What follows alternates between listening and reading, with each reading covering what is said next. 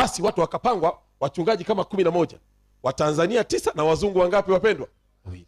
Si mnadharau kubatizwa na mzungu? Wakapanga mstari, haya wabatizwa, pangeni hapa kwa huyu pasta, Sibola huyu hapa, Hamisi huyu hapa, Kuoka huyu hapa, Manyama huyu hapa, Tungaraza huyu hapa. Watu walivyoambiwa pangeni kwenye mstari, kila mtu yuko kwa mzungu.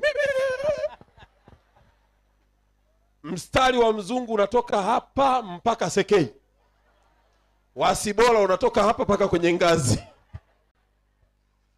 Unacheza kubatizwa na mzungu. Pasta mmoja anaitwa Mlamba akaja akaanza kuambia, kata mstari hapa, nenda kule. Watu wanasukuma, nenda huko. Anaenda anamwangalia pasta Kazuba, huyo kwa mzungu tena.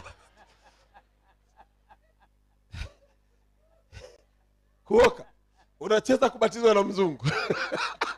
Yaani pasta akija hapa mzungu kubatiza, kuna wengine anasema bana, ngoja tu nibatizwe hata mara ya pili, lakini batizwe na mzungu.